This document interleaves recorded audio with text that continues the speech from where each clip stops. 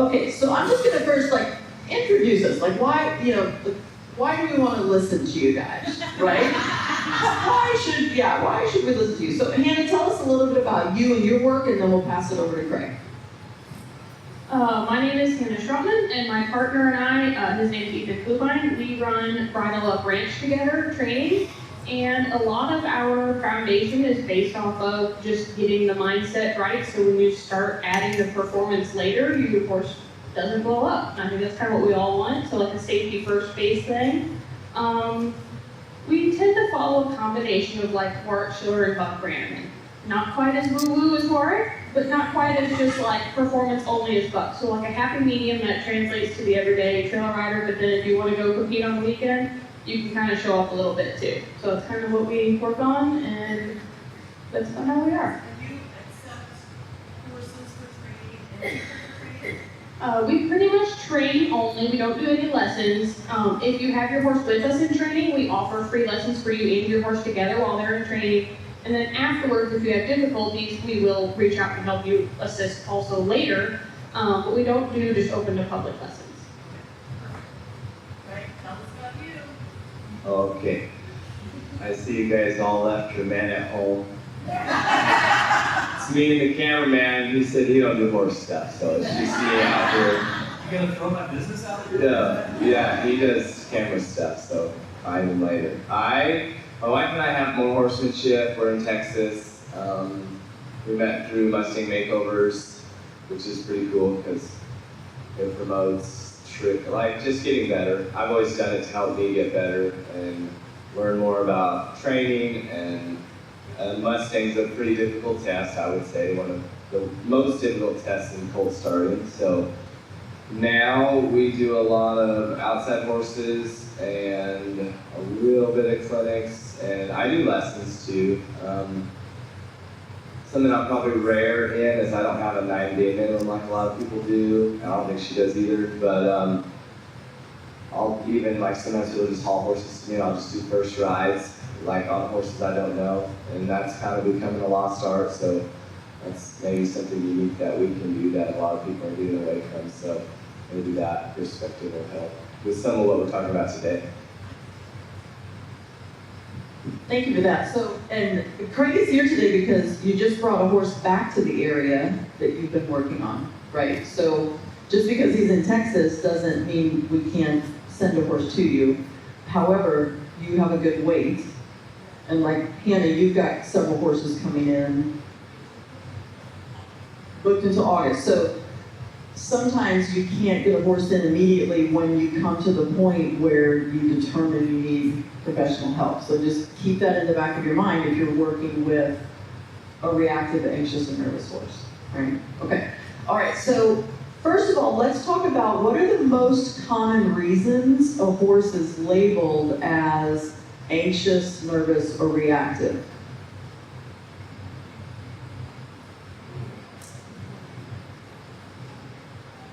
The first thing that comes to mind would probably be more the cause, which would be, and obviously you wouldn't really know, but confusion is probably one of the leading causes of anxiety in a horse.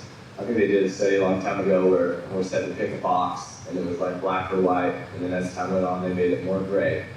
And even though the only thing that was going to happen is they were going to get a cookie or not, once they started to get confused and lost, anxiety went up. So it didn't have to be that something bad was going to happen. They just started being confused. What was the question?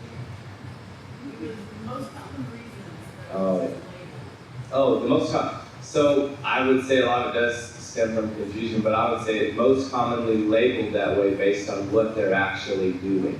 What they're spooking from, losing control of their feet, if you're trying to lead them and they're spooking into you, if they're spooking away from other stuff. Most of us can see it and read it. We're pretty good at reading body language. You can see a person that's nervous and label them as nervous. It's going to be in their eyes, it's going to be in their posture, maybe in sweating. So really just looking at the horse and reading that, and then also the consistent loss of control of their feet, where when they get worried, they just have to go somewhere, which is obviously natural. So let's make sure we're all talking about the same thing. So we've used the words reactive, nervous, and anxious. Let's let's define that, like, and we can break each one of those down, like, there's probably some attributes that cross over all three, but like, what's a reactive horse to you? So for me, reactive would be a nervous horse that then does what instinct tells them to do without really thinking about it. So say you present a horse a scary object. A nervous horse is going to be a little tense, a little leery. A reactive horse is go, I don't know what that is, and run, without thinking about it, which is the reactive to responsive. If you introduce a new cue and your horse just knee-jerk runs, there was no thought process there, it's running off instinct. And that's what we're wanting to change, is think a little bit before that knee-jerk reaction comes up. So that would be reactive to me, as a horse that doesn't really process what's going on, they just get out of the situation. So we can see the nervousness or the anxiousness, sweating, their eyes, etc. And then the reactive is where we have a bigger response to it. Okay.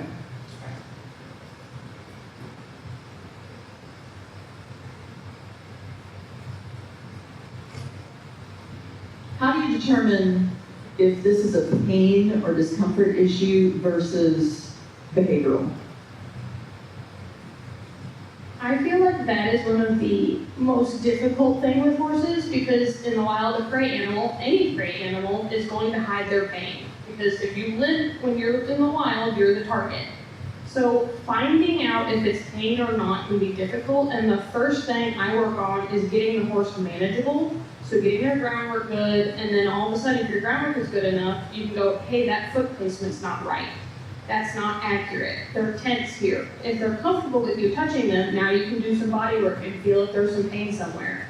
So I tend to try to focus on getting them calm, getting them gentle, and getting some body, like, groundwork in place so you can tell, hey, that step's not right. And it's not right because I know what it should look like, or that they could do it accurately. And when you start seeing those faults, but you have to have something to base it off of. So I develop a baseline, and then from there look for what might be off. And I mean, finding pain or not, that's up to you, knowing your horse too. I mean, if they are not normally reactive and then all of a sudden they start getting spookier and spookier and you haven't changed something, I would start looking into pain. But kind of know you and your horse and have a baseline just of what your horse is every day for you to know, okay, something's different. So I generally treat everything as behavioral when I start, unless I can see an obvious limp, or if there's an obvious pain or clicking or things that are obvious, we probably don't have to talk about because all of us can see that. So if I start with behavioral, then I look for inconsistencies. So when a horse knows better and chooses not to do better, we go why. So if your horse doesn't know the answer, you just teach him. And once you've taught the answer, and then you go to reinforcing and they don't want to do it, you got to figure out why they don't want to do it. And it really often stems or comes down to inconsistencies. You'll find a lot of similar things happen when you're doing a similar process. So a lot of young horses in the first 30 days, I end up wanting to get a chiropractic adjustment. They're not used to being rode and carrying weight. So after some rides, I feel a change. And I feel like they're not as willing to answer the questions that they know well. And that's when I'm going to bring someone in. And then I find good people, so like a vet, have a good team. I have a body worker I really like, but she's pretty like intuitive. Like she says stuff you can't see, you kind of just have to trust it or not. But she's always helped me to find stuff. And if you can find people that have a higher level of connection with horses, that they can find it, I've found her to be super valuable. But it really just stems from, they know the answer, but they're not doing the answer, and you got to figure out why. And that oftentimes leads you down a pain path. And then the problem generally arises if it's not a pain we can see, because not all pain causes limping. So it could be higher up in their back, neck, and hips. And as a trainer, back problems oftentimes manifest the same refusals. So experience, get experienced people on your side to help you figure that out. So, groundwork. If you're doing groundwork to assess if it's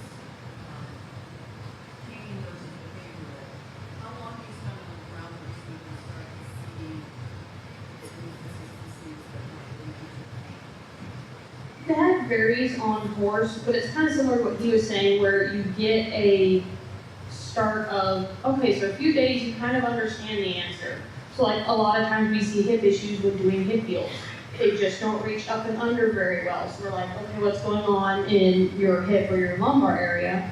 And that's where, like, I'll spend a few days enough for them to know the answer. When I ask for it, they do the right movement without getting the foot placement quite accurate. And that's when we go, okay, there's some tightness, tension, pain, something like that. Just long enough that when I ask for it, they start moving in the right direction, but it might not be accurate. And that's where I start going after, and it depends on how green the horse is. A few days, a week, kind of depends. Like we had some that came in that were feral. They're a little bit longer before we look for the accuracy versus one that's just like a calm, gentle backyard pet. A few days, and you pretty much can kind of they have an idea of what's going on.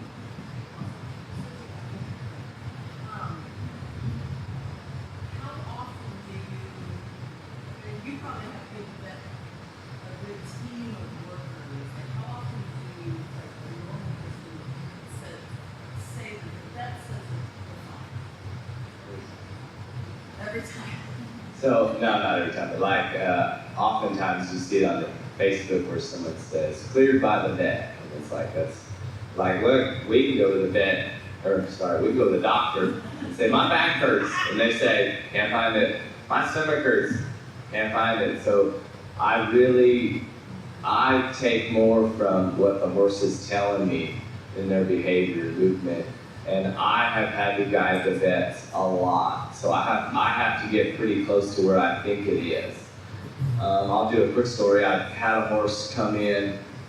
It was from a long ways away. And so like my stuff doesn't generally take very long. So the problem is when she gets on, he bucks, runs off. And so I worked with him and I said, hey, your horse needs to go to the vet. And she was like, no, just keep trying. I get him on the next day, I go to work him, and now he's limping a little bit. And I was like, now I can't. And I really can't work a horse if I think they're in pain. Not on really any level unless it's required for an emergency type situation, like it needs to load or get its feet trimmed or that kind of stuff. So anyways, we go to the vet, we're there 2 hours.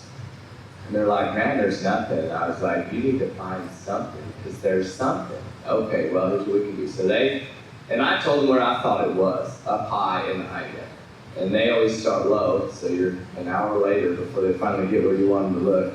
And they had to like sedate him and like pull his leg out like a dog peeing on a tree. And then they like x-rayed up, and they found really bad arthritis in like his hip joint.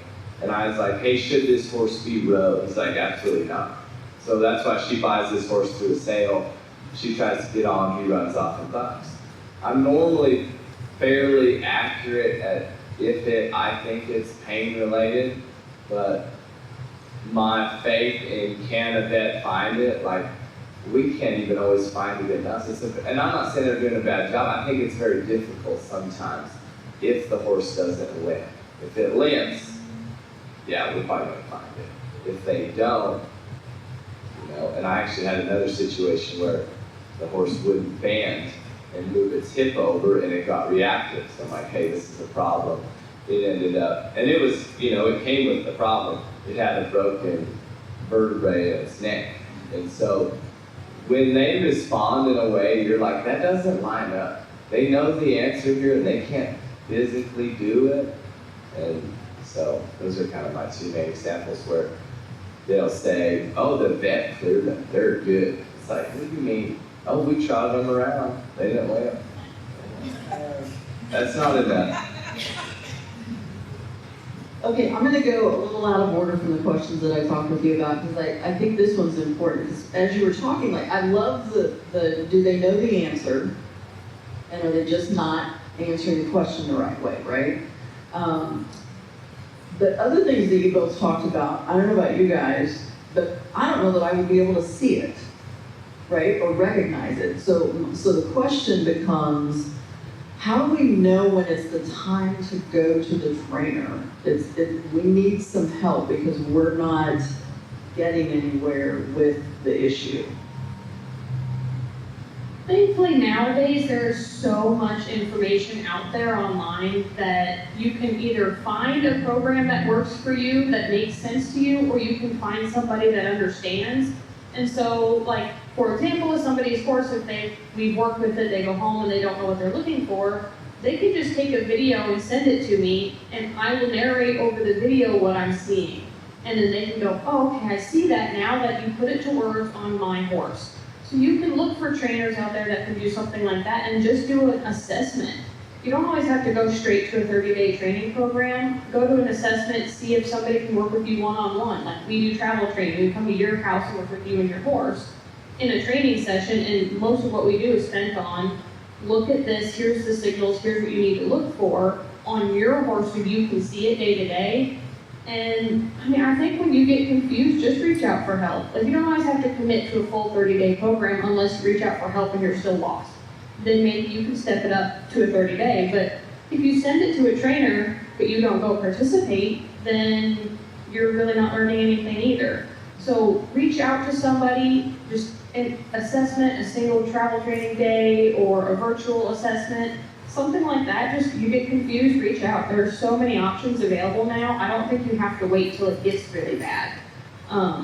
If you're just sitting at home going, man, I don't know, and you're frustrated, you go out to the barn and you already go to the barn in a bad mood because you don't know what's going on, start looking for questions there for a professional that can help you before it turns into a really bad problem or before you start not really liking going to the barn. Like everyone wants to go to the barn. If you go to the barn with a pit in your stomach, look for some help. When to call a trainer, early and often. I agree with everything she said right there. The only thing I have told people is if it's a specific thing you're trying to fix, trailer loading, maybe you want to sit them on a beanbag, teach them to lay down, science pass. What also people is like, if you don't know when to go and it's not an emergency, it's not a dangerous problem, prove to yourself you can't do it. Say, but when you get to that point, you're like, I cannot fix this. And in general, 2 weeks is enough. If you can't get them to do something in 2 weeks, like you probably need help, you know. And then assess, is my horse's well-being and safety at risk?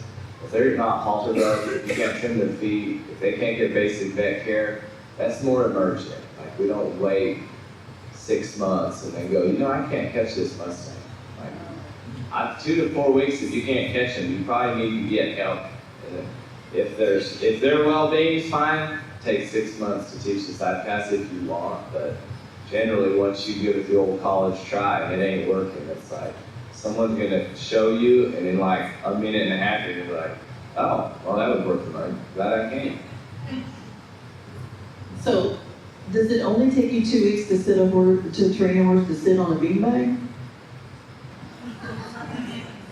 So I did a clinic the last 2 days in Wisconsin, and I think there was like 7 in it. 5 of 7 sat in 2 days. And but the 2 that didn't, I didn't work with the one, and the other one was a thoroughbred that was a thoroughbred. So the real thing is like how much time. I don't like to joke or anything. The real thing is like how much time do you want to put in? Like if I dedicated effort, I could have got that horse to sit yesterday. But you have to balance everything you're doing on that day and how much time you're going to put into just the sit. So most of those horses would have had less than an hour of work. But one thing we don't often talk about, there's 4 factors that go into an outcome. And one of them, if we're talking about horses being in this situation, one of the factors is skill of the trainer. And we don't often talk about like, look, Dan James can teach Liberty in an hour or 2, and most of us it takes maybe 15 or 20, you know. And so that's where when I say early and often, like find skilled people to learn from them. But the beanbag, like how long is it gonna take me? I'm gonna do 5 to 10 minutes a day, and generally it's gonna take me 1 to 4 sessions. So most horses, you're talking about 45 minutes of work, they learn to sit. Well, I've taught probably over 100 horses to sit, so that's a lot to understand how to teach that. So I have a process, and I have a really good setup. Teaching certain things, the better the setup, the quicker they figure it out. I don't know why you need a horse to sit on the big bag. Or it's fun. And we could watch TV together. There are reasons. What? I'll say, like, if there's scared things behind them, and if they don't back up when the going gets tough, you just teach them, hey, back up when I ask. And they say, there's something back there. Like, trust me. So there's a lot of trust that they get generally out of that. Okay, all right. Most things we do. Okay.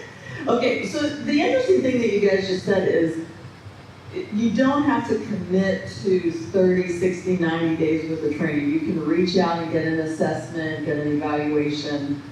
That's pretty cool. So I think in the past, my brain has at least thought of, well, I'm going to go from, me trying to do it to how much is 30 days going to cost me, right? So I love that.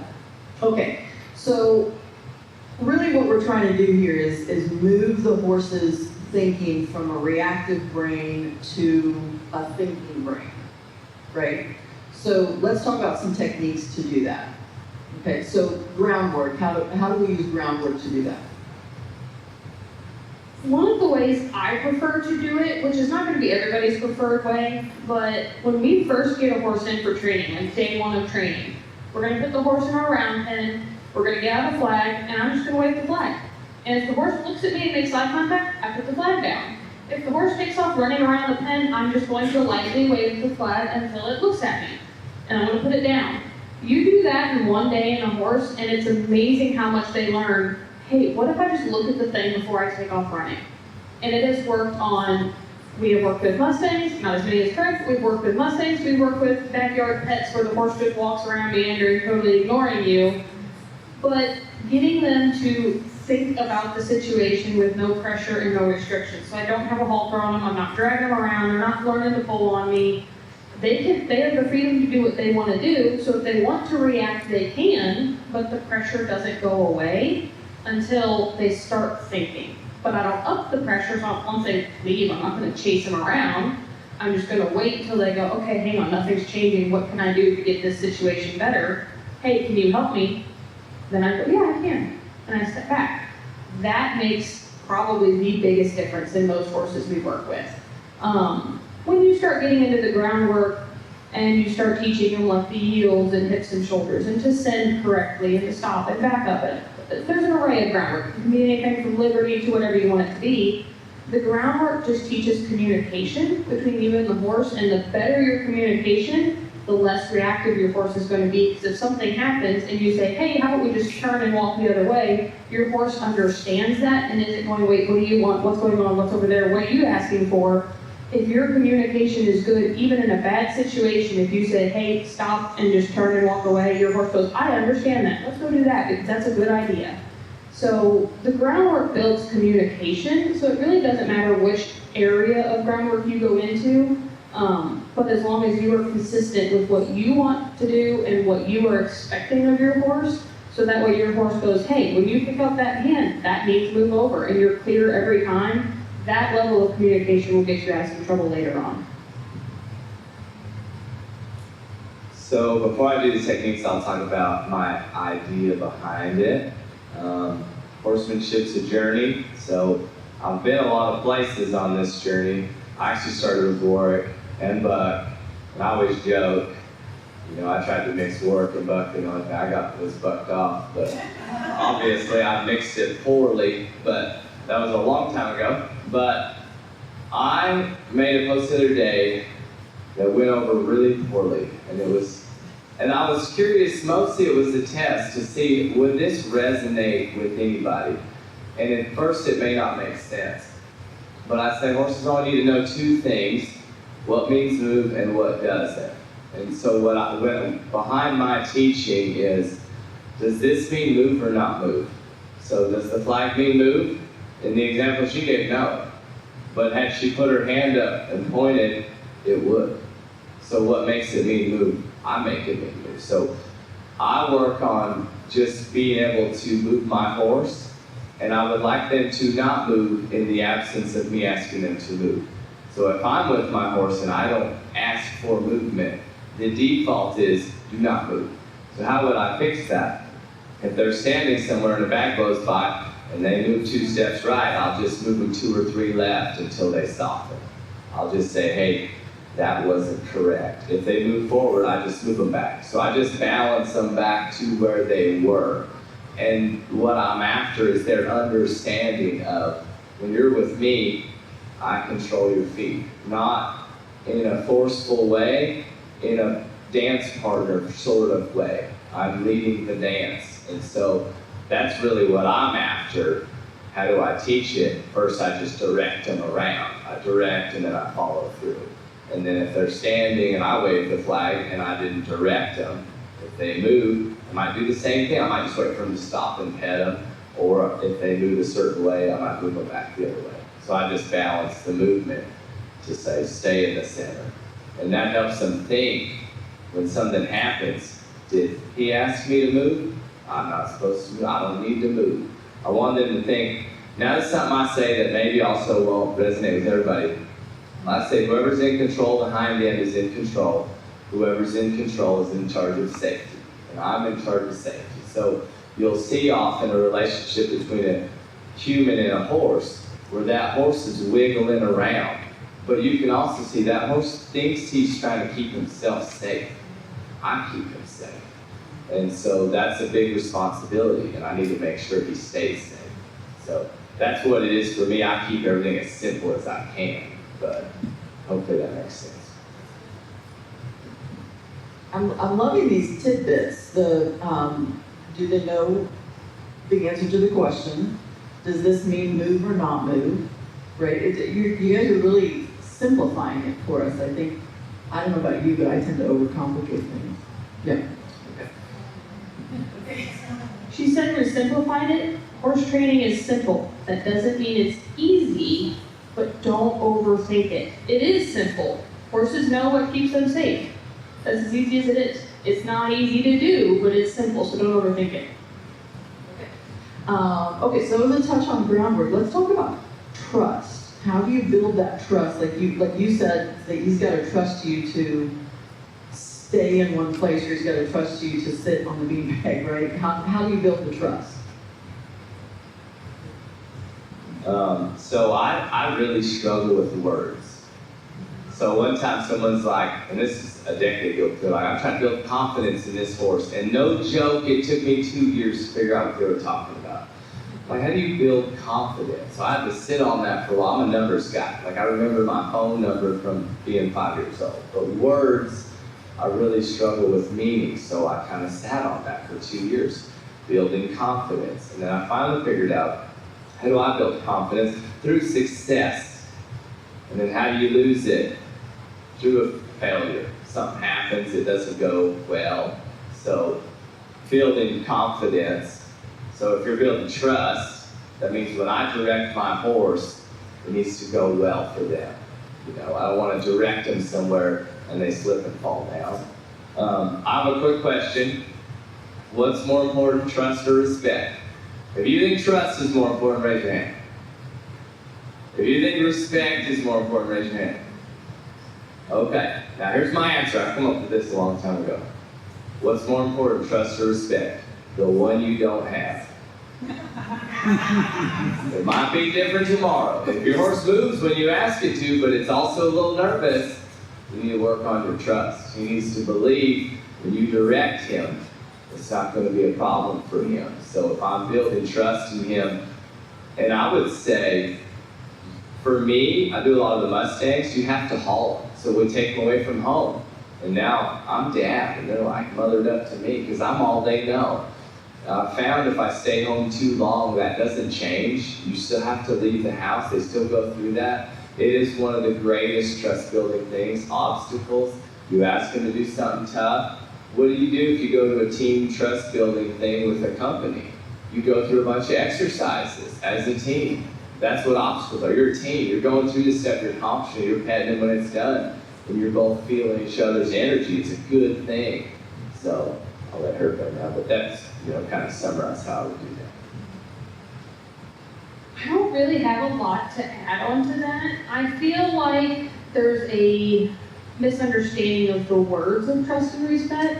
Especially nowadays, respect kind of has an off meaning to me. I don't use that word personally just because of the lack of understanding. It's like asking a room full of horse people what's collection.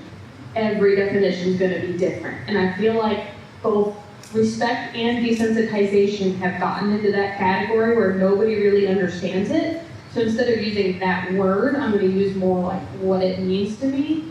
So for me, a horse that respects me is a horse that understands me. If I have a boss at work that just sits there and harps on me all day and just do this, do that, do this, do that, and then when I do a good job at something or what I thought was a good job, they go, oh, okay, and they walk off, and I don't get any praise for it, I don't respect them very much as an individual.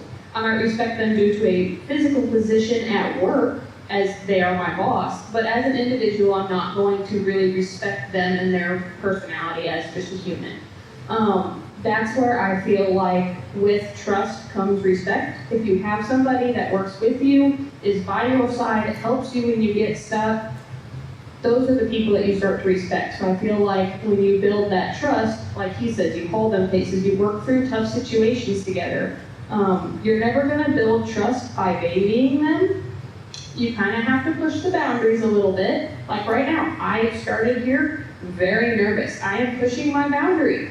But I am trusting some friends that I have in the crowd to stare at me and make me feel better.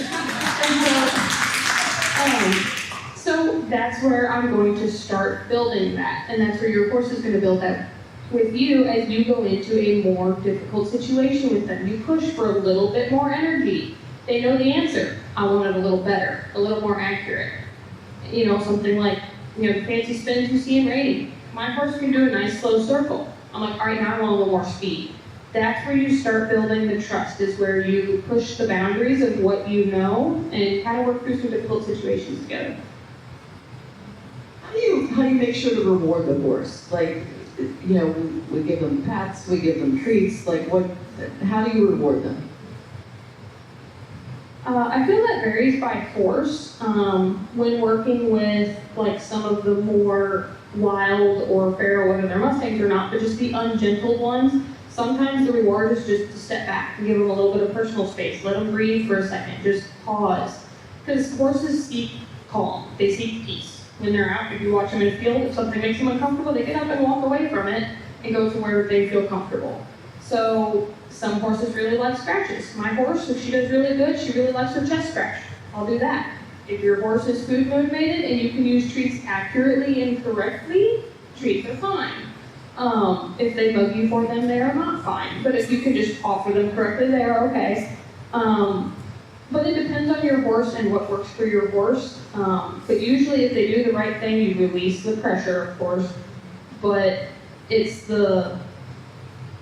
after the release, what comes is what helps for them. So a lot of times I just step back and just give them a little bit of personal space, let them breathe for a second, and then move back into it. And usually that works for a majority of horses. They just like that little bit of a breather and then move on. Yeah, I like what you said there in terms of you might have to figure out what they like. You know, you might use that. I'll use some examples that are specific. With Mustangs, I use treats for starting tricks and fear of humans. And the reason I use them is because I'm after what works best. I'm after best. I'm not after a specific path. You know, I don't really care which way I go. I care what works the quickest and the best. So, fear of humans, I've not found a better way than you walk up to a strange human and they fear. Like, it just works good. Once they'll go where you tell them, but they're nervous about it, I want them comfortable with it. So, in general, mine's just going to be a release of pressure. How do I pressure my horses? Like a dance partner. So, if my wife was here, I would show you by grabbing her hand and moving her around. Now, when she's not going the way I'd like, the pressure is more, and then as she starts coming with my hand, it's softer. The more we're going together, it's a softer feel. What I'm trying to build, and everyone's trying to build something different, so understand you might not want what I want. But what I'm trying to build is a horse that does something because I asked, not because he thinks there's food or for some other reason. Like I said, I'll use food for things if I think it's the best thing, but in general, I'm building something because I asked, so it's going to be asking the horse to do it, and then increasing the pressure till they go, stop and pet. That is true. I do stop and pet a lot. I do want to ingrain in the horse petting's good. And you will find Mustangs, they don't think that's good. I just keep doing it. Pretty soon they're like, that's better than the work we were doing. So you got two choices. We can move around, I can sit here and pinch you. And they're like, I'll take the petting. Okay, let's talk about a couple specific things. I think a common thing is farrier issues. We've got a horse that won't stand still or doesn't like the process. What are some really specific things we can do in that situation to get the horse to do what we need? We'll just hurry up and get me canceled here. So, for me, so a horse being good with his feet, he is softening his feet to a pull. Now it's normally our hand, right? We might put a lead rope on there to soften his feet to a pull. So, yes, now I'm going to use a story to help you guys understand why I do it the way I do it before I directly tell you how I do it. But at that clinic yesterday, there was a horse that has been drugged for the farrier for 2 years. Raise your hand if you want that. Yeah, I don't either. I take Wild Mustang and I trim them the first week and I don't use sedation. But, so she said, she asked, now it's the Liberty Clinic, but I'm just demoing all the things they want to see. They said, what would you do? Oh, I got a 16-foot rope with a loop in the end, took his foot up, went over his back and tied his foot up. He jumped around. As soon as he settled, I untied it. Headed, tied his foot up. He jumped 2 steps. I walked up, untied it, and then the third time tied his foot up. He just put his foot up. Now, part of why he jumped around the first time is because every time that horse has ripped his foot, he gets it back. So if he rips his foot, he gets it back. So what do you think's going to happen when he goes to pull his foot and it don't come with him? Now we're on deep sand and it's all controlled. So for me, I'm going to teach them first with the rope. Soften your foot, soften your foot, soften your foot. Once they know their job is to yield to the pressure of that rope, now I'm going to go over their back and half hitch it to itself. And then I'm like patting on his foot, bumping into him, rubbing him. He doesn't mind any of it. Like that horse could probably, after 2 years of needing sedation, it took, like we just spent less than 15 minutes and did both sides. Now, how would I have you guys do that? I wouldn't. I'm an expert. Like I do this all the time. I would not say, hey, go home and try this. That's what I would say. If you don't know how to do it, call someone like me. If you want a plan for me to never touch her, I'll give you a plan for you to do it. It's going to take you 3 weeks. It's going to take me a session or 2. So just understand that, like, I expect my accountant to do my taxes better than me. I would expect me to train your horse better than you, otherwise why would you call me? So there are things I do that are very quick and effective. Also, they're higher risk. So it takes a professional, But that's how I do the feet thing. And the hind feet, I put a rope on them too. At some point, I'm going to tie the hind feet up. Why? If that horse gets his foot caught in the fence and I never taught him how to deal with that, that's my fault. I didn't get my horse ready for life. So that's a very serious thing to me. People don't want to get the horse prepared for something hard. I'm just going to fix that. I'm going to teach him. When your foot is being pulled on, you have to yield to that pressure and wait for me and I'll save you. So if you don't like tying foot up, you don't have to do it. I do it on all of them. So that's just how I do it. I'm going to go with a story about them getting their foot in a fence. So we have all of our horses get trained to do with rope work. We don't do it quite like that, but we do rope work. And we called the herd up, and one horse didn't show up, so we go looking for her. And in the wintertime, we put them in a pasture that's just wood, so they're off of our grass, and so they don't trample our grass down. And we found her tangled up in some grapevines on a tree. If she'd have pushed hard enough, she could have broke loose, she could have got free, and it would have been fine. But we are on an old family farm that's been around for 100 years. There is down wire and down fence all over our farm. If that was wire, she would have not been hurt. There were 4 poop piles underneath that tree where she had been there for that long because we hadn't seen him from the night before. It was middle of winter. It's dark at 5 o'clock. We didn't see him until 8 the next morning. And so therefore, she didn't get hurt. In this case, it was vine, so it wasn't a big deal. But had it been fenced, she would have been fine. And that sort of situation is life or death in a horse. I mean, you cut up a leg, everyone has seen the horrific pictures of barbed wire damage. Our pasture is barbed wire because it's what we have. But they are all very, very well rope trained to give to that, and then we make it hot on top of it so they just don't go near it. But in case they did, they do know not to go up to it. And to give to it. So our rope work is a little different. We do it loose in the round pen with a lariat rope a foot, and if they want to kick and pull, they can, and we just hold pressure until they relax and just let it rest. And we do like a lead by a foot style training, which, I'm gonna put you on the spot, Robin. Your horse needed stops to be trimmed, and he is a Belgian. You cannot manhandle that horse. There was no making him stand for his feet to be trimmed. He had to want to. By the time he left with rope work, we just trimmed him loose in the round pen, and he wasn't even caught. Our whole herd, you can go in the pasture and just trim their feet where they stand. But with that comes both trust. We've worked on it with other things. The horse has to trust you to have his foot, because he's vulnerable when his foot is up. But then also the rope work is what we use. But I would agree that is more of a professional situation. And when dealing with picking up their feet for the farrier, you can work on it, but I think, like he said, when they take it, they get their foot back every time, you can just teach them almost worse habits. So that is one of the few things, like even a one-day session with a farrier or a trainer. My partner, he's a farrier and a trainer, so he does this at his clients' houses if they don't stand. He's like, hey, you got 20 minutes so I can teach it first? Because this will make the rest of the day easier. I would recommend a professional on the footwork because it is important and it's easy to teach them bad habits.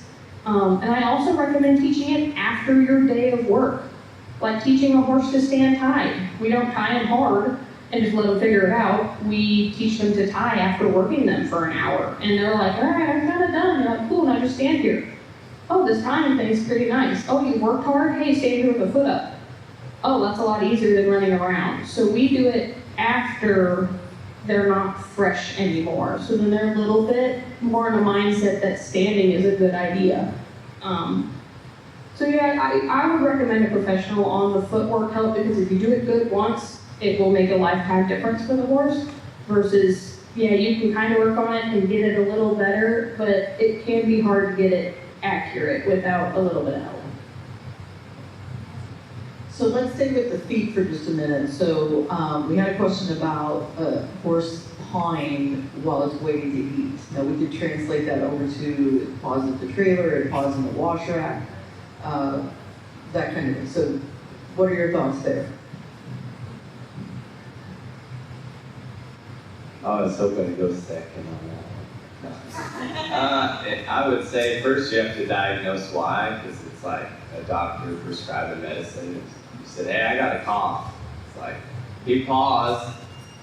Why? And oftentimes it's a spoiled mindset, and a spoiled mindset's like a cancer of the mind. It filters into everything. It's impatience everywhere. It's kind of a me first mentality that a horse would develop, and so it's hard to say, because like as a trainer, that just goes away. How do I work on it? I often don't. Like she said, you ride them and tie them up and you build a habit. And so when do I untie them? When they're sleeping. I just build that habit. And so you want your horse to tie good. It's like exercise. If you want to be in shape, you don't work out this year, then you're ready. The rest of your life, you're good to go. Habits in horses are like practice things. Now, once it's established, maybe it's 15 minutes a day, but there are some other ways I might deal with some of that, but I wouldn't. They're not things I'd tell you as generic advice, I'll say that. Like if you had that problem and reached out and I saw it, I might help you with a more specific thing to do, but in general, I would just start with a daily habit of tying them up, which sometimes bothers people. And so what I'll do is I'll say, hey, look, see that horse in that pen over there? He's just standing there sleeping. He's learning nothing. He's not eating, he's not drinking, he's standing. You can just tie him up for a little bit while you do chores and while you're outside. And then if you can set that habit and be disciplined every day, you might see stuff like that go away, because you're just building patience. I agree on that you don't really work on it because the pawing stems from something else. The pawing is the presentation, but it's not the actual problem. Usually they're impatient, they're anxious, they're like with it coming to food, I just wouldn't feed until they quit pawing because they're over anticipating it and they're impatient. So your pawing is stemmed from something. So figure out why they're pawing and then attack that problem. One we have in for training right now. She paws at the trailer and the owner's just like, I can't stand it, it drives me nuts. But we haven't worked on it at all and she's standing next to the trailer. What we have worked on is that she is super anxious about everything and just has to fret. And if she's loosing around, then she'll just sit there and pace because she's just anxious. When you tie her to a trailer, she can't pace but needs to move her feet, she's gonna paw. So we don't directly work on pawing, we fix the reason that they are pawing. And so that usually, comes from something else. So figure out why are they pawing? Are they impatient? Are they spoiled? Are they bored? Figure out the reason and then go from there and fix that. But usually it kind of comes out on its own. I did think of one, this is a clever way, so like I said, we're not maybe gonna run into it, but if you do have it at feeding, I've heard people say they'll either put a mark being like a block of wood or a cut piece of rubber, and you'll teach them to get on it when you add pressure to them. They'll put it in the back of the stall, so they'll do a mark or a cone or a target of some kind, and then they'll teach horse when they walk up to feed them, they have to go stand on the mark in the back of the stall. That's a low risk thing you could work on at home if you just want to work on that. So when you walk up to their pen, you use a flag or something to direct them back there, they get back there, then you dump the feed, then walk away. So that if they're not up at the front of the stall, they're less likely to do it. So that is a specific thing you can do that's not risky. Let's talk about being buddy sour or barn sour. They get anxious, nervous when you take them away from the herd. What are your thoughts there on how to fix that? That's kind of a loaded question, because every horse is going to be buddy sour because that's instinct. They are herd animals. But they are not herd animals because they feel powerful in a group of horses like they're going to attack the monster. They feel good in a herd because they have 10 eyeballs looking out for them in every direction. If you watch them graze, one horse faces this way, one horse faces that way, another horse faces another way. They feel safe because somebody's looking out for them. A lot of times, if that horse builds the trust in you, the buddy sour stuff starts to go away because they trust that you can look out for them. But if you're up there on a trail ride, not paying attention, and something comes up next to you, and you spook at it because you didn't see the thing there, your horse goes, oh, you're not paying attention, well, who's looking out for the lion? Well, now we're gonna die, now I'm scared, now I need to go back to the herd. So the trust kind of resolves the buddy sour issue. The barn sour is more of a lazy thing. Of course, horses don't usually want to work. They want to stand underneath grass all day. That's what they're designed for. So it's where you release the pressure. So we work a lot at home. We do a lot of like technical maneuvers at home. And then we go on a nice leisurely trail ride. And if they're like kind of jigging to get home, all right, let's go home and do some more technical maneuvers and work on some footwork and some patterns and go trail ride and leave them be and be relaxed. Pretty soon, they don't want to come home. And that's when the barn sour. I get off, like say this is at my house and I'm sitting in the barn. I will get off at that door where y'all came in and I will loosen my cinch and I will pet my horse and then lead him back home. It is 30 foot, 40 foot, well, I've been like 80 foot, but I will walk them that last little bit because it makes a difference. And we do that with all of our training horses. And usually our first trail ride, the first time we say, all right, let's go, those horses just walk away from home like they've done it before. Because we do a lot of the work, even in a round pen. When we're done working, we lead them over to the other side of the round pen, away from where it attaches to the corral, and then turn them loose there. Even if it's just a 5 foot difference, they know that. Repetition matters for horses as far as like in the wild. If they got bit by an alligator in a water pond, you're not going to go back to it. You get shocked by a hot wire, you're not going to touch it again. If you have to work over here and you rest over there, it only takes a few times for them to realize that. And if you're consistent with it, the first time you ask them to leave, they're pretty much like, hey, you know, I work by them and I don't go away from them. All right, let's go away from them. That's a good idea. So where you work versus where you rest, but then just that trust plays a big part in it, which is hard if you have a horse for 30 days. You don't build a lot of trust like you would with a personal horse that you have for years. So that's where the work comes into play. But when you have a horse long term, they pretty much are like, okay, well, you're looking out for me and I'm looking out for you too. So let's go, and they'll get a lot more confidence on the trail that way too. Yeah, I think that choose where you work, choose where you rest is a big one. I think most people have heard that. They've heard, you know, trotting around the horse, rest over there. I don't do that much. Does it work? Yes. It's very slow, I think. Heard what I do is slow. I generally, so if I horse go over a bridge and he doesn't want to, I'm not working on the bridge. I'm working on going forward. There happens to be a bridge. So I use obstacles as something in the way to block my path and see if my horse still listens. All I did was make the direction harder. So if the buddy or the barn's that way and I'm asking for that way, I'm gonna use my legs and my hands to create more pressure until they go with me. And so like she's saying, build trust, like I'm just helping them, but I'm using my body and my legs to release as they go the way I want, regardless of what's pushing or pulling. I'm still aware of the lesson, choose where you work, choose where you rest. I'm the same way. I never get off by the round pen, I get off by the tack boom, and sometimes 20 feet's all it takes. The greener they are, the further away I'm gonna get off, but for me, it's more like an obstacle than it is like a trot around the other horse for 45 minutes and then rest over there. I just found that to be really slow and not to transfer as well as just, do they go where you ask them to go? That's what I'm doing. Do they go where you ask them to go? Not if their friend's over there. Well, then your horse doesn't really go where you ask him to go. It's conditional. It's like, I'll go where he goes, not where you go. So that's kind of how I address it. So I'm going to think about it that way in the groundwork and other places where when I direct my horse, how willing and soft do they go? And then you see more buddy sour. I see more buddy sour in more running bred horses. Mustangs are very seldom buddy sour. I don't see that hardly ever. It's like 1 in 20 maybe.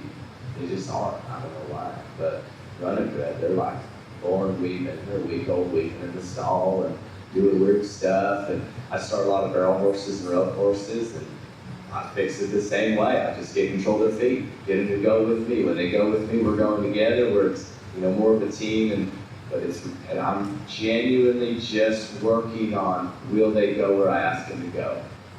Whether it's away from the barn or away from their buddies. But I'm gonna be aware, where am I resting? Because if you're gonna ride back to their friend and rest, that's part of the problem, is just knowing your habits. So I do a similar thing. I'll get on and try right up my arena, and then I just come back in low circles. So I just always, if I'm gonna ride out, I just ride out first, and then I come back and do all my maneuvers. But I've also done it that way, where you do it first, ride out, and do it second. I'm pretty aware of not coming back and stepping off, because they're gonna hurry back. So it's funny, because once you're a trainer, it's just a habit, you get in. And so you just don't run into these problems. So they're just a product of our habits. And so when you have these problems, get with the trainer, and they're gonna start asking you questions like, do you come back from the trail and get off? Do you come back to the trailer and get off your horse? You got stuff to work on, do it when you come back. Your side pass, your back in circles, trotting and steering, stuff like that.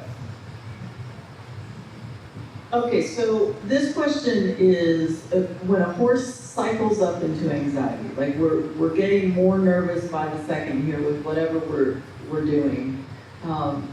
What do you do at that point? Do you interrupt the behavior? How far is too far to go with that? What are your thoughts in that situation? It depends on the situation. So if it's your first time hauling away from home and your horse is starting to spiral into anxiety, that's whenever you go back to your groundwork that you do at home or your ready work, your basics. The things your horse knows really, really well and engage their mind. And so like this comes with the buddy sour stuff, when I'm working at home, I'm not just like walking aimless circles. I'm doing stuff that makes their brain think. They have to pay attention to do the maneuver. I'm backing a circle. I'm doing hip and shoulder yields with very picky foot placement. So they have to think like, okay, what am I doing? They can just trot circles around and around and all day long on autopilot because the fence is holding them there. I want stuff that makes their brain turn on, and you have to have that stuff in place before you put them in a situation that will get them anxious. So hauling away from home, my horse is going to be really, really good at home. And then when I haul them away and they get worked up, I just go, I'm not gonna move on, I'm just gonna work on the things that you know. And working on things that they understand helps them calm down, it helps them relax. Like if you're having a panic attack and you go, what's 2 + 2? 4. What's 2 + 2? 4. Your brain's gonna redirect on that, and it brings you back to where you are. Anxiety is just worrying about everything going on around you. You want them present, and to be present in where they are right now with you, you have to do stuff that engages their brain, where they're looking at you like, hey, what are we doing? That's what you want, them to look to you. So that's where you have to have that stuff in place. If you're doing this at home, like you're freshly working with a horse, sometimes step away, sometimes interrupt the behavior. That's again, it depends on the situation, as most horse training is. A lot of times I find what is triggering the behavior, like we put one in the round pen, which is attached to the corral, and the other horses are on the other side of the corral, and it's freaking out because it's 20 feet away. Okay, let's bring the other horses up to this side, work and get some tools in place. Now take the horses away. We have tools in place to work through the anxiety. But if you don't have anything in place, then it's going to be really difficult to get them through that situation. You can redirect it as much as is capable safely, but there is a certain point where once the anxiety builds, and if they don't have any communication in place, then you can't really get very far. So try to set it up to be successful and get those tools in place so you have something to work with. And usually it's just having them in a pen with their buddies nearby and just start off on the right foot. Otherwise, if you just put them in a pen and they're running around, I mean, it's going to be really hard to fix that or to interrupt that behavior when the horse has no idea why you were in there or why you were doing anything or what you're asking. All that does is add to the confusion, which then adds to the anxiety. Yeah, I would agree with a lot of that, especially with the hauling. One thing I do different, oftentimes when we haul, it's at a horse show and we have stalls. So if they're a certain level of unreasonable, once they pass a certain point, I time in the stall and go to lunch. Because when their mind's gone enough, it's like reasoning with a drunk person. You're just gonna get pissed, they're not gonna remember tomorrow. It's just like, you're just wasting your time. So I'm just gonna time in the stall, go to lunch, you come back, they're fine. And I've seen this a lot, so it's like, why ruin all your groundwork when they're not even gonna get with you? And so now, when you're below that threshold, then you can do the familiar things. But keep in mind, when I tie them up, that's a familiar thing. Like, that's not a new thing. I didn't wait to get to the show to tie them up. Like, they've been tied up a lot at home. So if I'm on them and something frazzles them, they get worried. Now I'm just gonna, as their nervousness goes up, their work level is gonna match it. And then as their nervousness goes down, their work level is gonna match it. Now I'm gonna use a lot of bending and yielding the hind end and the shoulders. I'm not just gonna like go fast, because I don't think that helps. I rode a horse yesterday on a show ride, and had 6 rides. My friend Wileen started it, so if you know Wileen, if it had 6 rides, it probably had 6 sessions. Like, this thing was probably wild a week ago. We're out in the woods, and so what I would do, we'd let the horses get out in front, and then when she'd want to catch up, I would just go hind end, front end, hind end, front end, hind end, front end. And then what would happen is, as I felt her ease, I would just turn her loose. So as she's going up emotionally, I'm just getting her a little busier within reason. And then as she's coming down, I'm just turning her loose. And that's just subtle ways of helping them understand that their anxiety affects their workload, and they're generally energy conservers if they can help it. If they're bred to run, that may not be as effective. Downward transitions might be better, you know.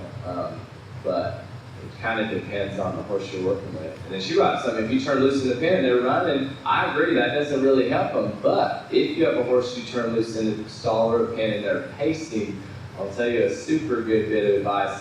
If you put stuff in their way, logs, barrels, tarps, especially stuff they don't like, it breaks. Once they start weaving or pacing, they have shut their brain off.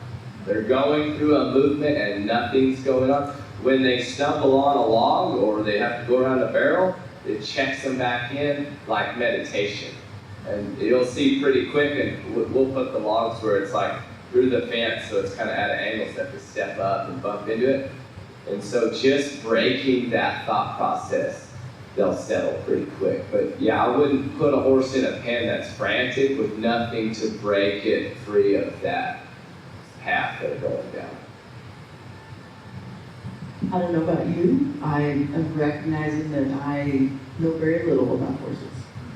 So. Exactly. Okay, we have a question about how to recognize anxiety in an introverted horse. Who asked this question? Okay. Is it an introverted horse, or could it be a horse that's maybe shut down?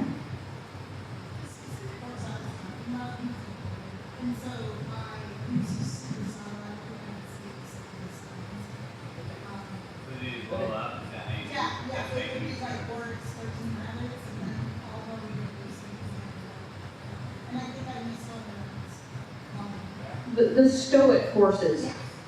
Introverted, that is a good definition. I tend to use stoic. They kind of hide it, they bottle it up. I have seen quite a bit of that, especially in the drafty type breeds. I feel like they are very, very stoic.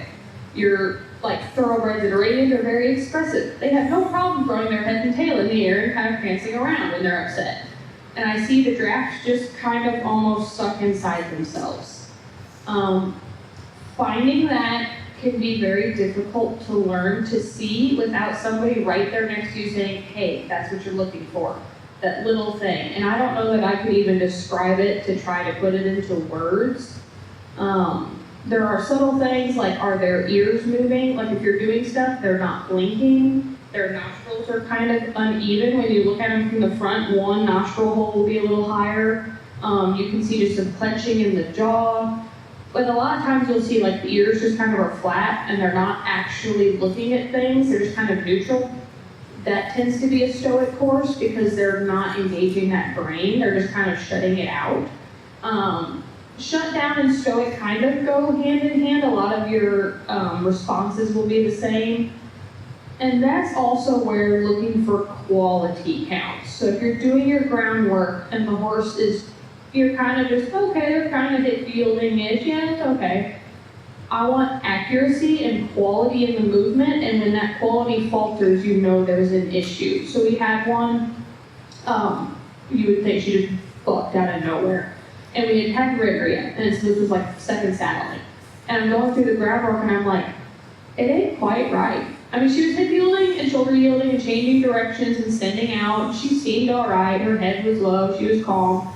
But when she would change direction, her step was 4 inches shorter than it usually is. Like her stride wasn't quite right. I'm like, there's something off because I'm accurate and I'm picky. And so I knew there wasn't something right. And so I was like, I'm gonna push her a little bit. Push the bubble, horse broke in half. Like, I saw something was in there. I could have stuck with it and waited for the accuracy and she'd have kind of simmered out of it and probably not had the buck. But I kind of wanted to find like, does this mean what I think it means? So being picky in your handling and really paying attention to your horse, being aware of every little thing. It's a lot to look at, but it's like look at every little piece of the horse to see the horse as a whole, but also don't fixate on one thing too much. So it's very hard. Yeah, do it all, but don't do anything. But the stoic ones is just be picky in your groundwork, be picky in your handling, you're just day-to-day with them, and you'll start to notice little nuances that are like, that's not quite the same. You might not know what that is, but it's not the same as it was yesterday. You might be hiding something. And then checking in, like doing some of the groundwork. I noticed she wasn't stepping right, so I was like, change direction at a trot instead of at a walk, and that was too much. And so that's where, you know, just making sure that you just can up the pressure a little, and you know on a normal day she doesn't do that, and so that's where just comes into being accurate and being a little bit picky, but then the ears, the eyes, the blinking, the nostrils, the jaw clenched, is their bottom lip like sucked tight or not? Their head doesn't necessarily have to be up. There's a lot of other little subtle things that show that, but I think having somebody with you to help point that out might be a little bit more helpful, because the stoic ones can be pretty difficult to notice. I just get them responsive. Responsive and reactive are kind of related, and so the more responsive your horse is, the more reactive he sings. So sometimes when you send your horse off to train, he comes back and sees a little look here if you didn't send him off very long. So what I do on those type is I get them more responsive and I bring it to the surface. And that same thing as her, like I'm gonna test her. Like, I'm gonna say go right now, turn right now. My ground horse. So keep in mind, I ride a lot of horses right when I meet them. Like I got invited to do a cold starting. I had to, at that point I would do first rides in 2 weeks. And then I was like, I gotta learn to ride a horse in 45 minutes. That's barely halter broke. So you acquire certain skills. If your horse is gonna buck, you wanna know. Do it when I'm on the ground, go. And you see a lot of colt starters, they're very coarse when they say go right now. Because like she said, that horse was hiding what it was really feeling. Why? Because the test was so easy. She could hold her breath through the test. It wasn't that hard of a test. I'm gonna say go, you hit a trot. So this is a horse, someone brought me one the other day. I hadn't been saddled. I saddled it. When I start moving it actually that horse had been saddled. So it was used to the saddle. So now we're on the next piece. The first day saddling, I often don't ride them. They've never been saddled. So let's go to the second saddling. Now I'm gonna send them. I pat the saddle with my flag. I put it up where my head's gonna be. I rub them in the flank. All these little things will trigger them. What do I do when they're triggered? Move the hind end over, send them the other way. And then that's all I do to just set it up. What was that filly's response supposed to be when I pat the saddle? Nothing. I put you in a trot, stay in a trot. Sometimes I don't ride good and my butt slaps the saddle. Don't buck me off. Sometimes we go on a trot ride, the second ride, and a bush is gonna touch your flank. Don't buck me off. So I test all that stuff, but I get them where I take that rope and pick it up, they need to move. And they have a lot harder time hiding their feelings. You're gonna let them hide their feelings if your ground work's all like moving a barge. Go this way. Go this way. They're like, this is not a hard test. They just don't, okay. So, and then we do gypsies. So we do drafty type horses, and we do warm bloods and quarter horses. And so it's generally gonna be, do they willingly move? If they don't willingly move, then they could be shut down or they could be hiding their feelings. So they can hide their feelings really well at a standstill too. So I don't desensitize very much standstill. Most of mine's well moving. I'll do a little so they know the lesson. Like this isn't for movement, but then once I say move, when they're walking and I move my flag around, that doesn't mean go faster because I might wear a scarf that day. My shirt might flap in the wind.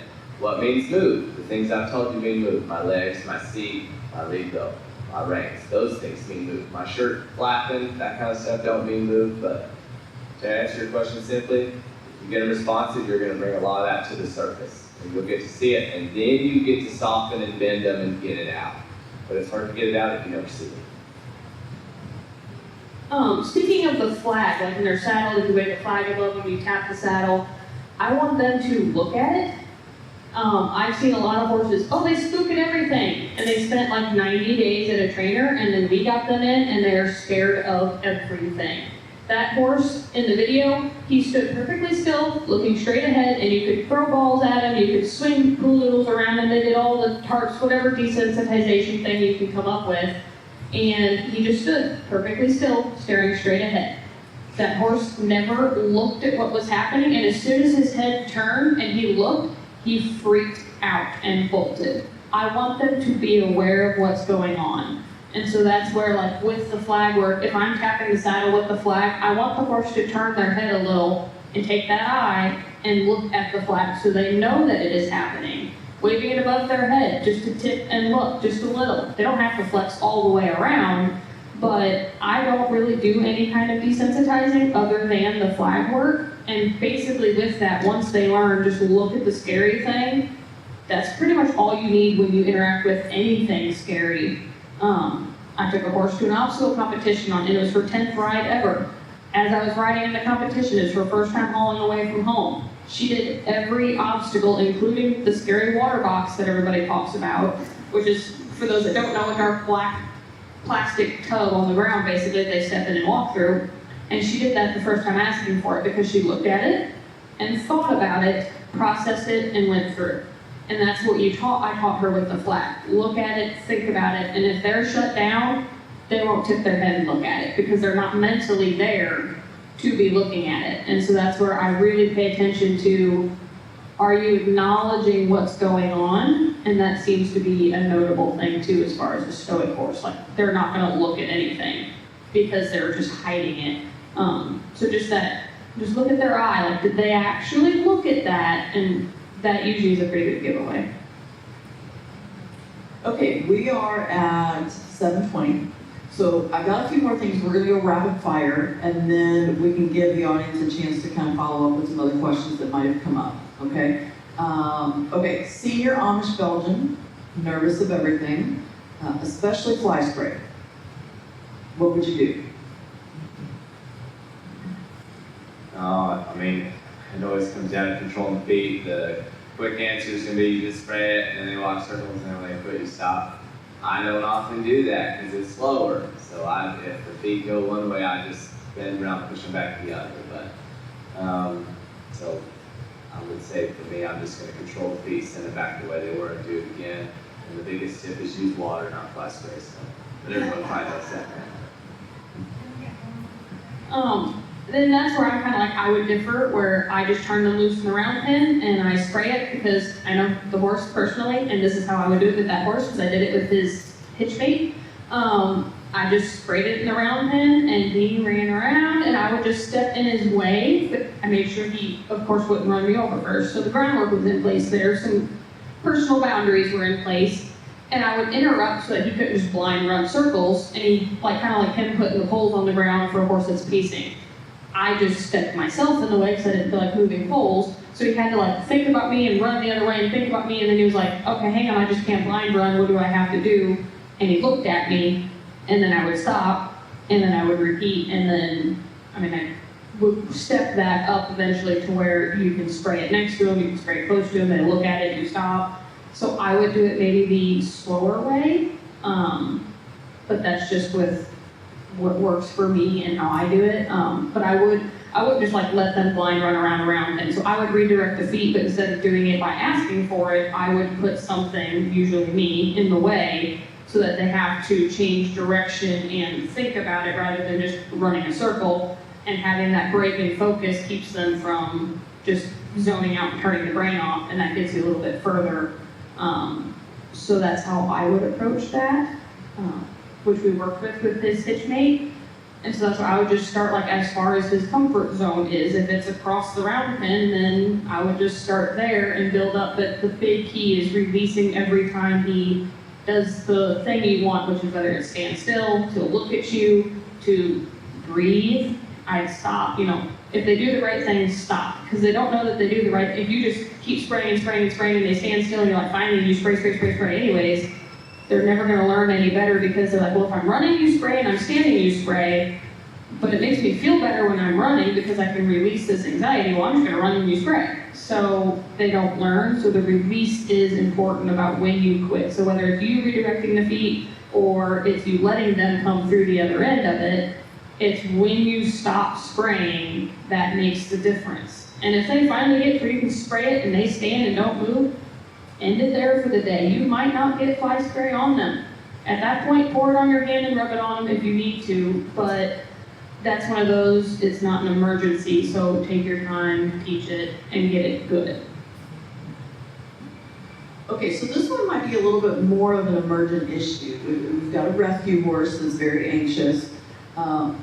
So how do you approach haltering the horse? She's afraid of touch.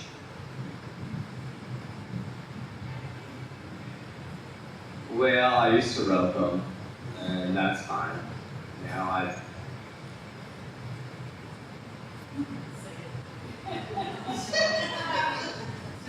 I lay them down, and then when I halter them on the ground, that's all I do.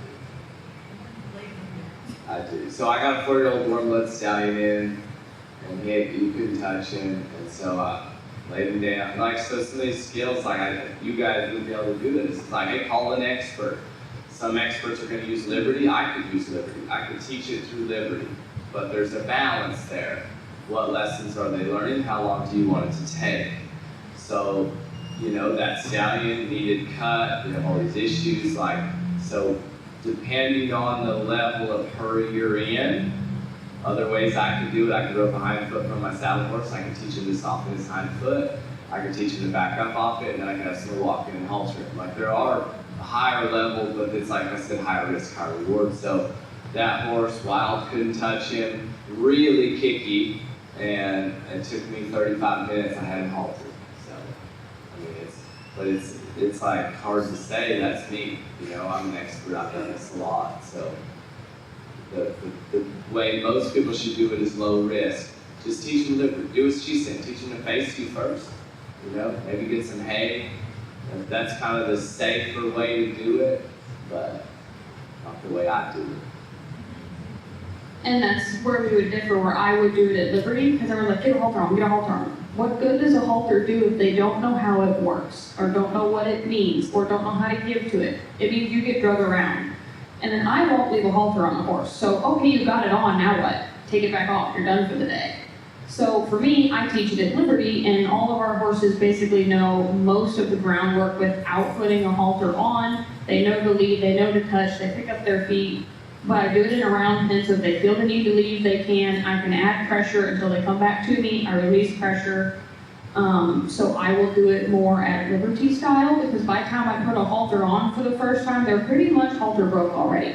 Because they know how to give to the pressure, they know what that means, and they also know that I am the right answer. So if the horse is afraid of touch, we need to work on, the horse needs to think you are a good thing. So work on some things. I prefer a round pen. Would work them in a round pen, and then if they face you, you stop. Hey, you're the good thing. And pretty soon, if they stop and they face you, you start walking a circle around them. If they can stay facing you and yield and look at you, you're the good thing. If they take off running, good, go run around the round pen, that's fine. That's an okay answer too. But if you want to take a breather, you're going to be looking at me. And it creates you as the good answer. So that's how I would teach it. And it seems a little more transferable to teach, like where he's going to lay him down. I wouldn't recommend you guys lay one down without proper setup, proper facility, and maybe some experience. But whereas the Liberty stuff is a little bit more tangible for the everyday person to do with their horse, and the best setup I would say would be a round head, and that's about all you would need. It doesn't have to be very big. That's how I would work on that, and it's not, people get fixated on, oh, okay, I'm touching, I'm not going to come all over. Touch the nose and walk away.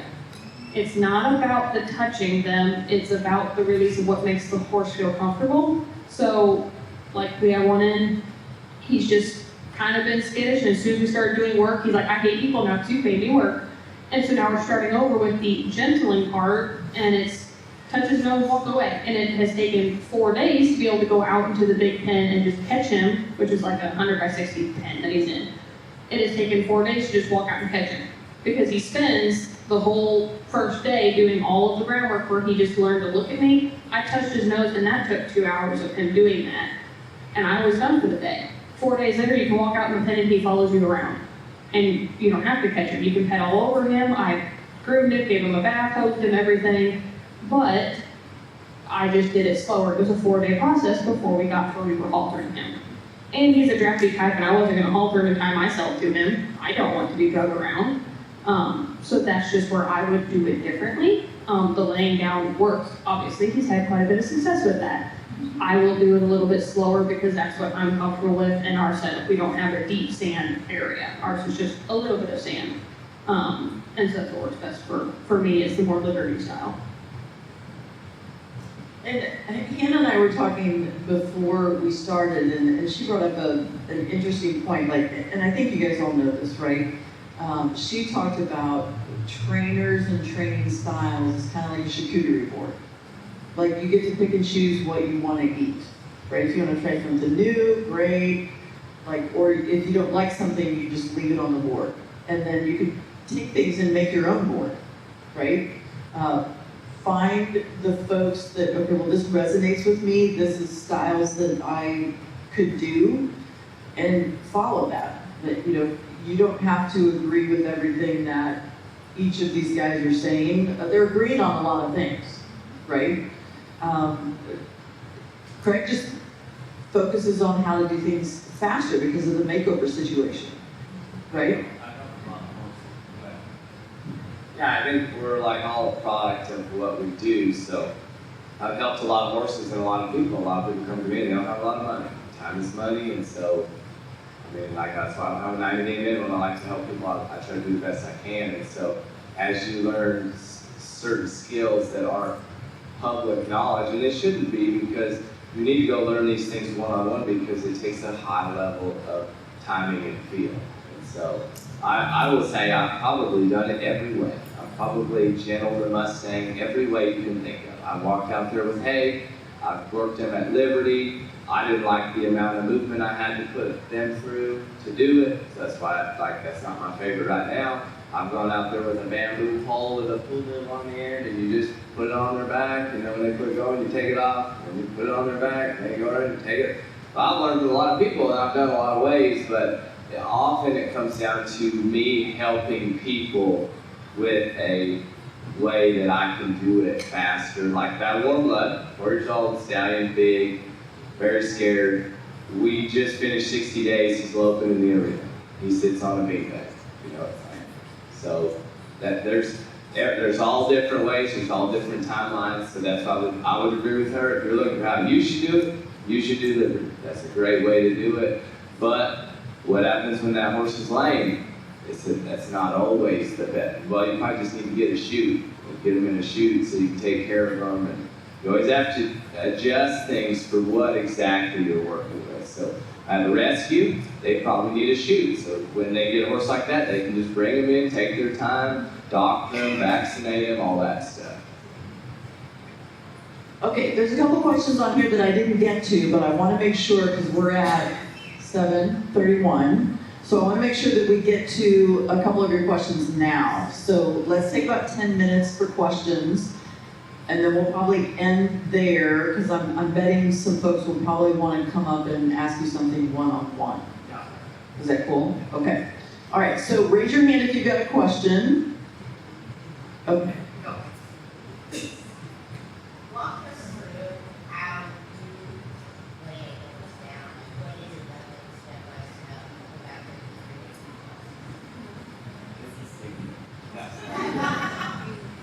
about So if you wanted to learn it, I would suggest getting with Wiley Wilson. She shows people that. Yeah. One of the things Ray Hunt said is he wished he'd have never shown people a flag because they used it as a weapon and not as a tool. So I'd hate to try to describe it because I think a person's got to see it. I would describe it, but in this type of setting, I don't think it's appropriate. That is a good question, but yeah, that's something I am advocating for the horse, so I'd hate to describe something I thought could be misinterpreted. So. What you guys are wanting. All right, who else has another question? Yes. So, we talk about like you're doing 6 obstacles and the horse turn away from the barn and the horse slows down and say you just go with the horse. What if you have the opposite problem? The barn is there and you're doing obstacles going that way, and every time you turn to go that way, the horse speeds up and plows over things because, oh, and that's how it's supposed to go at. And you know they're going that way, they're doing everything the way they're supposed to do, so they're all jazzed up and say, things are going that barn. And then you make that turn, they go, huh? You know, so how do you, without being in their business, trying to go, you're not gonna spend, not stop it with a whole 9 yards, how would you suggest you deal with that? And you can't really do a lot of, you gotta stay on the court, you know what I'm saying? So what is telling your horse what speed to go? What tells your horse that when you're on? My body. That's right. So if your body says walk and he goes faster than your body, I close my hands on it, I slightly say you should slow down. And when he doesn't, I stop back up. And then when he speeds up, I say, now you have to be very, very clear. This is like, we're just talking about communication. I'm talking about communication, like the consistency is so important. I just lightly pick up, and then I stop back up. Lightly pick up. Now there's going to be a time, about the 4th, 5th, 6th time, you're going to lightly pick up. You're going to slow down, put your hand down, pet it. Make sure you're like, that's it. So I'm getting all mine ready to ride riderless. So every time they go faster than my seat, I'm going to work on it. I'm not just going to say, well, I guess we could walk faster here. That's okay. So that's how I would do it. It's just real light, stop back up. Real light, stop back up. And then I also have like open my legs and other cues that don't require the reins. But that's like what I'm going to work on, controlling the feet. I've set the speed. They essentially, you're thinking, well, they're just walking faster. My brain says they're running off. They just ran through my seat. If I didn't have a bridle on, I'm in trouble. So I'm trying to prepare them for no bridle. Well, and I think I'm expecting that she slows down, and then as soon as I put my hand down and let her, I'm going to stop and go, slow down. Okay, make sure when you stop and rest them, they're facing the direction you want them to think about. If you stop and rest them facing the barn, they're going to be drawn to the barn. So when I first start teaching a young horse to spin, they'll do what's called swapping ends. So they're like covering ground one direction. When they're doing that, I'll kind of add a little pressure right away from that direction. They want to go that way. I ride away from it, then I release and I face them that way. Their attention is that way. And then when I set it up again, I release them that way. I always release them that way. So if I go over the bridge and they're speeding up towards home, I might go to, if the stopping deal's not working, I'll just go to add steering. And then when I pick up and they ignore that steering, I'm going to turn them away, release them forward away from the barn, then stop and rest, facing away from the barn. That works really well. And so in that situation, the not doing the obstacle when you turn around isn't the problem. You know that there is a barn tower problem. The horse's mind is not with you. They're thinking about everything else. I would, like he says, add the steering. Do something that turns their brain on, because you can pull on the reins and they can stop, and they can do that without having to think about it, especially if they've been ridden a while. So do something that turns their brain on so they're actually paying attention to you in those cues, and break it down. Like, okay, so the horse is running through your seat and is going off about you. Take the obstacle out of the pattern at that point and go fix the problem of them running through your seat.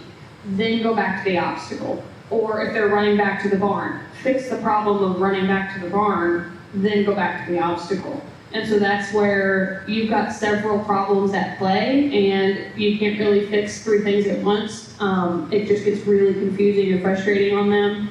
And so I like to separate, like, oh, you're not paying attention? Let's do some busy work that makes you pay attention. Something that your brain has to go, hang on, what do you want? That's what I want. I want you to think, hang on, what? Not, oh, here, over there. I want you to think here. So doing something that gets them to actually come back to you versus just, I'm going to the barn, you can pull on me all you want, and they're zoned in, snap that brain out of it. And break it down to what are the pieces at play here. It's not the obstacles, it's the barn sour and running out of your seat. And just, I would work on getting those better and more accurate, and then apply it back again to, now can we go over an obstacle facing the barn at the speed I asked? No? Okay, what part still needs work? Work on that part, and then put them all together again. I think I wait too long, and then by the time I'm going, getting out of control, I'm in her energy, I follow her together. You know what I'm saying? Instead of just going, we're not doing that, I go, hey. So, okay, that's great. What we doing? Let's take one more question, and then we're gonna wrap up. Who's got the final question? Yes. So what is something that everybody hears and we're saying I don't think it's a myth. I think it's misunderstood. The whole they know when you know. Who has heard that? They know when you know. I think is it Ray Hunt? I think Ray Hunt says that. It's not that they know when you know, like, oh, well, you're a trainer. They know you're a trainer. No, they don't know that. They know that I am paying attention. I saw that. I see that. Like, oh, you moved and I didn't ask you to. I saw that. So that's what they mean. Like, they know when you know, and I think it's very misinterpreted. As far as a myth, I mean, there's kind of a lot that I think a lot of it's the misdefinition of stuff. Respect. oh, you have to get respect. I kind of think that's a myth. I think the respect comes when you develop personal space and trust. That follows suit. And so I think a lot of it is just things and sayings, do a little bit of research instead of taking it for face value. There's always a little bit more to it than what people do when they throw, oh, it's desensitized. Oh, so just tie a bunch of VTACs to them, and I don't think that teaches anything. So I think it's do a little bit more personal research on the things you hear, because there's a little more depth to all of it than what just like a face value quote you're gonna hear. I think most quotes are misinterpreted. I don't know if it's a myth per se, but I would say it's a perception online that there's a right way and a wrong way. Everything I do with every horse I calculate, and I'm after the best way with this horse. Sometimes it needs to take months, sometimes it only takes a day, but I'm after the best. And so getting a horse to do something today, but he's more nervous tomorrow, that's probably not the best. So even though speed is high on my list, it's not always the best, so I don't always choose the speed. So the whole, that's not horsemanship. That's not right, that's the wrong way. It's like, it makes people train like no horses their whole life. They brought finished horses. And often I'll tell you, my perspective comes from green horses that tilt more towards the dangerous, uneducated side. So if you were asking me questions about finished horses, I might have a little bit different answers often, so something to keep in mind. And then I'll give she brought respect a couple times. I'll give my definition of respect is when I ask them to move and they yield, it's just respecting my ask. That's all for me, respect is just when I ask them to move, they move. I keep it real simple, but it has kind of morphed. There's all these weird ideas about these words. Okay, who learned something tonight? Okay, great. Who's got something they're gonna take that you heard and you're gonna go back and use it with your horse this week? I love that. I love that. Okay. I can't thank the two of you enough. Like, this was a lot of great information. Yes, please. We appreciate both of you being here. Thank you so much.